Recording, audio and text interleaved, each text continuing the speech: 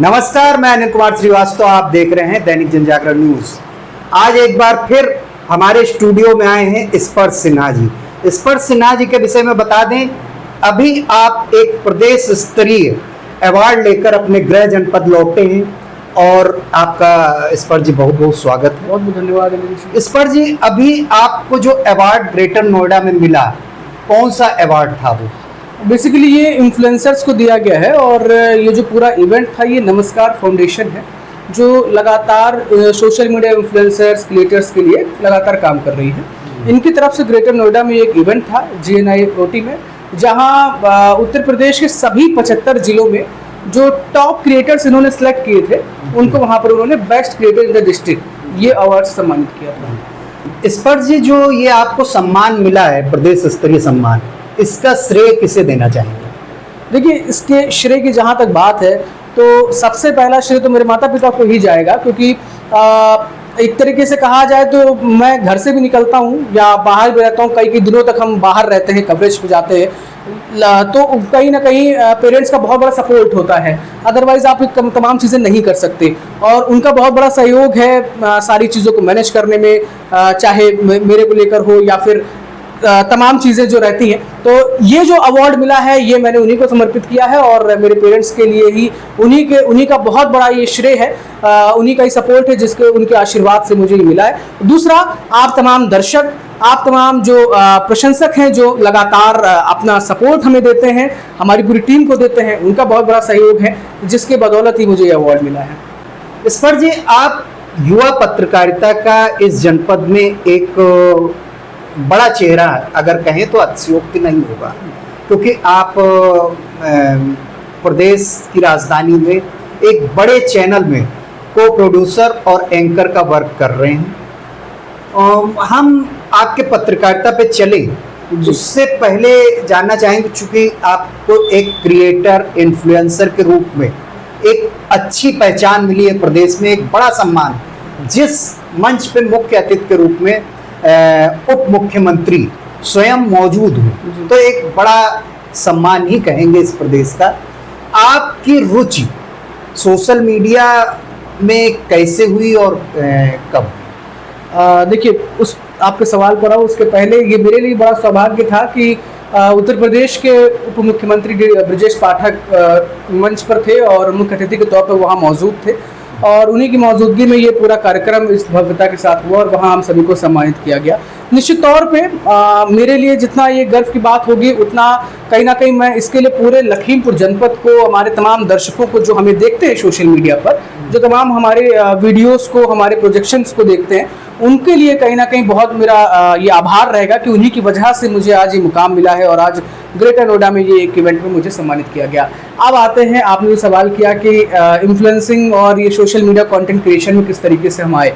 चूँकि जाहिर तौर पे जब मेरी एजुकेशन चली रही थी, मास कम्युनिकेशन जो है, मास कम्युनिकेशन में बैचलर के लिए मैं शुरुआत कर रहा था, उसके लगभग पहले की ही बात होगी, 2019-20 के आसपास का समय, कोरोना काल चल ही रहा था, आपने देखा, और उस वक्त वो दौर था जब मतलब बहुत तेज़ी से डिजिटलाइजेशन हुआ था।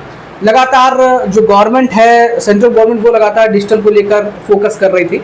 तो धीरे धीरे कंटेंट क्रिएशन में आए हम। आपको पता ही है कि हम रेलवेज के लिए कंटेंट बनाना हमने शुरू किया। अब ये है कि मिनिस्टर ऑफ रेलवेज के लिए ऑफिशियली हम कई कंटेंट प्रोड्यूस करते हैं, अपने चैनल्स पर करते हैं। तो धीरे धीरे उसी के थ्रू ही कंटेंट क्रिएशन बनाना शुरू किया, कंटेंट क्रिएट किया और धीरे धीरे जनता का समर्थन मिला, सहयोग मिला। तो बहुत सी गलतियां भी कई जगहों पर हम कंटेंट बनाते थे, फिर लगता था नहीं, इसको और अच्छा कर सकते हैं। तो एक थोड़ा सा और उसको फॉर्मेट को समझने में समय लगा, फॉर्मेट समझा, बनाते रहे और आज ये चीज़। जी, हम पत्रकारिता की तरफ, आपके पत्रकारिता के सफ़र की तरफ चले, उससे पहले एक लखीमपुर जनपद का एक और इन्फ्लुएंसर यहाँ पे सम्मानित हुआ है, क्या आप जिक्र करना चाहेंगे? जी बिल्कुल, मेरे वो बहुत घनिष्ठ मित्र हैं, सिमरनजीत सिंह, और मैं बताना चाहूँगा कि लखीमपुर बेसिकली हर एक जिले से नमस्कार फाउंडेशन ने कई क्रिएटर्स को सिलेक्ट किया था। लखीमपुर से जो मेरी जानकारी में है, टोटल 3 लोग थे जो सिलेक्ट किए गए थे, जिन्हें बुलाया गया था नोएडा, जिसमें से मैं और सिमरनजीत सिंह जो कि हमारे साथी हैं, वो भी कंटेंट क्रिएशन करते हैं, उनको बुलाया गया था और हम दोनों को ये अवार्ड वहाँ पे दिया गया है। जी, अब जो पत्रकारिता के क्षेत्र में आप एक बड़े चैनल का नाम आप स्वयं बताएं। मैं अनादि टीवी जो 24/7 चलने वाला सेटेलाइट चैनल अनादि टीवी में आप जो है एक को प्रोड्यूसर हैं, एंकर हैं, एक बड़ी जिम्मेदारी है आपकी, और इस जिम्मेदारी तक आप पहुंचे, क्या यहाँ तक की स्मृतियाँ साझा करना चाहेंगे हमारे दर्शकों? देखिए, अनादि टीवी के लिए पहले तो बता दूं कि अनादि टीवी जो है वो 24 घंटे 7 दिन चलने वाला सेटेलाइट चैनल है नेशनल, और उसमें उसका जो एक सेगमेंट है अनादि टीवी उत्तर प्रदेश उत्तराखंड, उसमें डिजिटल सेगमेंट है, टीवी चैनल है, दोनों ही है। तो डिजिटल सेगमेंट में जब मेरी शुरुआत अनादि टीवी में हुई थी तो एंकरिंग और डेस्क पर काम करने के लिए हुई थी।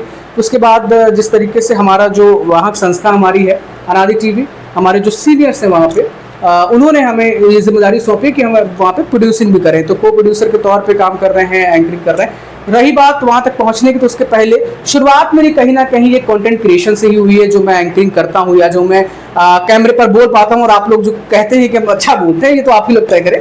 तो जो भी है, ये तमाम चीज़ें मैंने सीखी हैं यूट्यूब के माध्यम से ही, अपने चैनल के माध्यम से धीरे धीरे जब शुरुआत की थी कंटेंट बनाने की, तब से लेकर अब तक बहुत सारी चीज़ों को फेस किया है।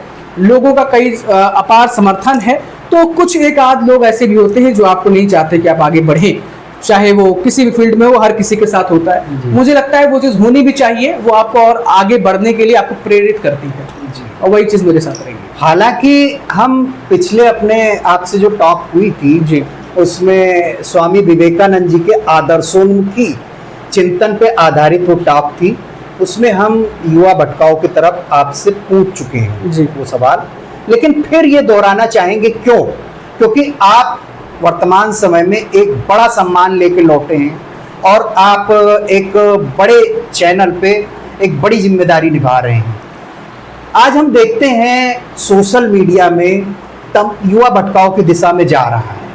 युवा भटकाव मेरा मतलब है कि रील सर्फिंग की या इस तरीके के अनर्गल चीज़ों में जा रहा है। वो अपने आप को कैसे प्रेरित करे अच्छी दिशा में? थोड़ा सा 2 शब्द हमारे यूथ के लिए। देखिए, सोशल मीडिया के जरिए ही लोग इन्फ्लुएंस होते हैं। इन्फ्लुएंसर का मतलब ये होता है कि आप किसी भी चीज़ को कर रहे हो, उसको देख के लोग इन्फ्लुएंस हो रहे हैं, यानी कि प्रभावित हो रहे हैं।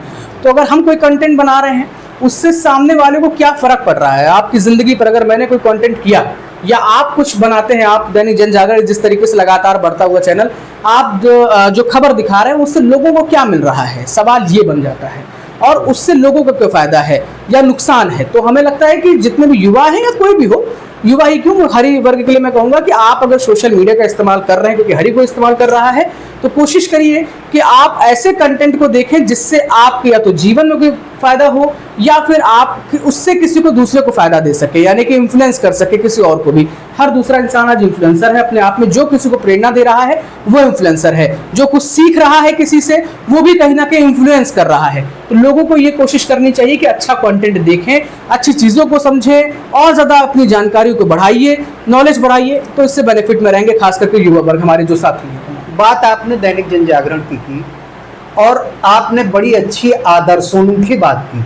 अगर हम व्यवहारिक तौर पे देखें तो हम अगर कोई पॉजिटिव कंटेंट डालते हैं या ज्ञानवर्धक चीज़ डालते हैं तो उसको हाइक कम मिलता है। उसके मतलब अगर कोई निगेटिव कंटेंट डालता है या गुथाने वाली चीज़ डालता है, निगेटिव डालता है, उसको ज़्यादा मिलती है। तो कहीं ना कहीं जो यूजर्स है वो कंटेंट क्रिएटर को नहीं प्रेरित करता है क्या नकारात्मक चीज़ें परोसने के लिए?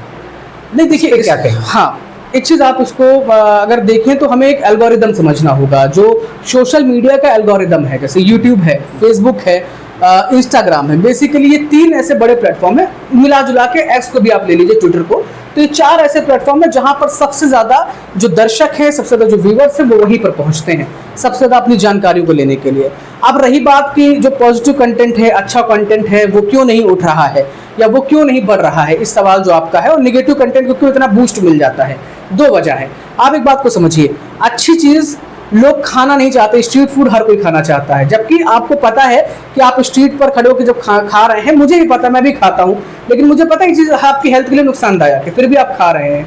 लेकिन अभी आपसे कहा जाए घर का खाना खाइए तो आप थोड़ा सा उससे परहेज करते हैं, नहीं खाना चाहेंगे। लेकिन अगर आप लंबे समय तक जो लोग घर का खाना खाते चले आ रहे हैं उनको देखिए, वो स्वस्थ हैं और उनकी आधी उम्र के लोग आज बीमारी से जूझ रहे हैं, बड़ी बड़ी बीमारियों से जूझ रहे हैं। सेम वही हाल, मैंने इस उदाहरण को इतना डाउन टू अर्थ इसलिए बताया कि लोगों को आसानी से समझ में आए कि इसी तरीके का हाल हमारा सोशल मीडिया पर है। आप अच्छा कंटेंट बना रहे हैं, निश्चित तौर पे जो कंटेंट है लोगों को प्रेरित करता है और लोगों को उसे शेयर करना चाहिए।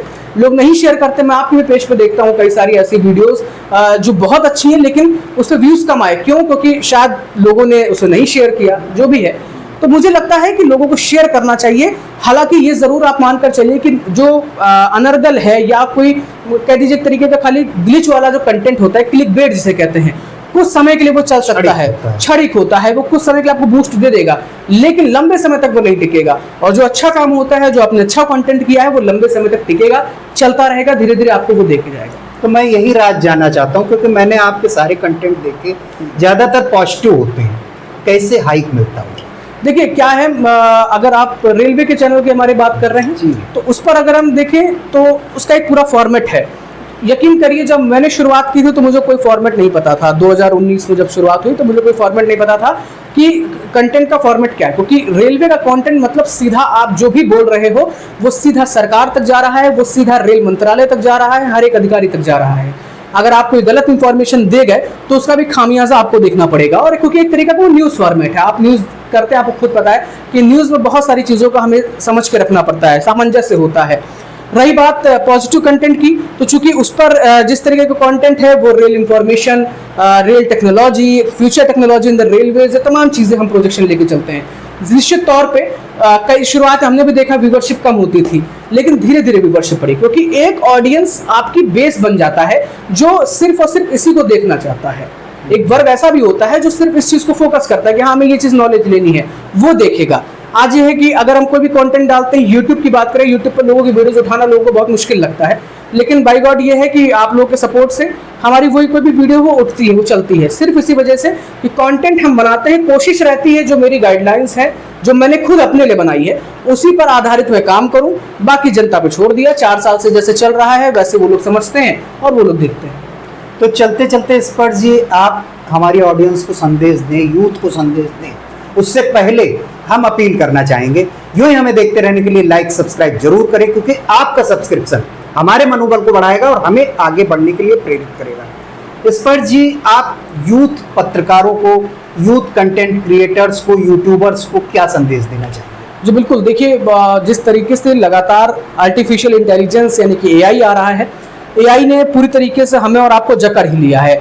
जिस हद तक ये अच्छा है उस हद तक इसका नुकसान भी है, लेकिन मुझे लगता है कि इसकी पॉजिटिव साइड को आपको समझना चाहिए। और जिस तरीके से आप पॉजिटिव न्यूज़ को लेकर चलते हैं, तो मैं जनजागर के मंच से तो यही कहना चाहूँगा कि जितना सोशल मीडिया का इस्तेमाल है उसको सही तरीके से करने की कोशिश कीजिए। अपने फेसबुक पेज बनाइए, कुछ इन्फॉर्मेशन जो आप लोगों तक पहुंचा सकते हैं, कुछ ऐसा कंटेंट जो लोगों को आप दे सकते हैं, आपको लगता है कि अगर हम बताएंगे तो लोगों को इससे बेनिफिट होगा, आप ज़रूर करिए। आज हर दूसरे घर में कोई ना कोई अपना फेसबुक या यूट्यूब बना रहा है और अच्छा कर रहे हैं। आप अच्छा कर सकते हैं। सोशल मीडिया का 5G नेटवर्क का, एआई का सही से इस्तेमाल करेंगे तो आप अच्छा कर सकते हैं। तो मेरा तो सीधे तौर पर युवाओं से, हमारे तमाम साथियों से यही कहना है, मैं भी बहुत सीख ही रहा हूँ, मैं ये नहीं कहूँगा मुझे बहुत कुछ पता है। कोशिश है कि जितनी चीज़ें हैं वो सीखता रहूं, एआई को सीखता रहूं, साथ ही साथ जो प्रोग्रामिंग है इसको सीखते रहें। तमाम चीज़ें आप भी सीखिए, अच्छा करेंगे, मुझे ऐसी उम्मीद है, और हम सब मिलकर बहुत अच्छा करेंगे। और जनजागर जैसा प्लेटफॉर्म है ज़रूर देखते रहिए, क्योंकि जिस तरीके से यहाँ पॉजिटिविटी है वो आपको कहीं ना कहीं मोटिवेट भी करेगी। तो आप देखते रहिए जनजागर भी, मेरा यही कहना रहेगा, और अपने आप को भी बूस्ट करिए। तो आज सुन रहे थे युवा पत्रकार इन्फ्लुएंसर स्पर्श सिन्हा को। यूं ही हमें देखते रहने के लिए लाइक सब्सक्राइब जरूर करें, क्योंकि आपका सब्सक्रिप्शन हमारे मनोबल को बढ़ाएगा और हमें आगे बढ़ने के लिए प्रेरित करेगा। मिलते हैं अगले वीडियो में, तब तक के लिए धन्यवाद, नमस्कार, बहुत शुक्रिया।